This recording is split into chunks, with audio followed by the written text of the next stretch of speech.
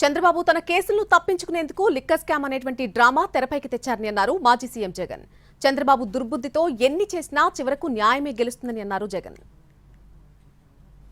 న్యాయం ధర్మం లేనప్పుడు అన్యాయం చేస్తూ నీ ఇష్టం వచ్చినట్టుగా నువ్వు నీ కేసులు నల్లిఫై చేసుకునే దానికోసం, లేదా ఇప్పుడు నువ్వు చేస్తా ఉన్న అన్యాయాలను జస్టిఫై చేసుకునే దానికోసం, ఇప్పుడు చేస్తా ఉన్న నీ లిక్కర్ పాలసీని జస్టిఫై చేసుకునే దానికోసం, నువ్వు మధ్యలో ఏ స్కాము లేకపోయినా ఒక స్కామ్ ఉన్నట్టుగా నువ్వు చిత్రీకరించి బేతాళ విక్రమార్క కథ అల్లే ప్రయత్నం నువ్వు చేస్తే, దాంట్లో ధర్మము న్యాయము లేనప్పుడు దేవుడు ఆశీర్వదించుడు.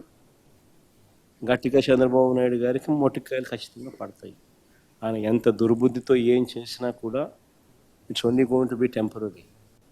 న్యాయం ధర్మం లేనప్పుడు అన్యాయం చేస్తూ నీ ఇష్టం వచ్చినట్టుగా నువ్వు నీ కేసులు నల్లిఫై చేసుకునే దానికోసం, లేదా ఇప్పుడు నువ్వు చేస్తా ఉన్న అన్యాయాలను జస్టిఫై చేసుకునే దానికోసం, ఇప్పుడు చేస్తా ఉన్న నీ లిక్కర్ పాలసీని జస్టిఫై చేసుకునే దానికోసం నువ్వు మధ్య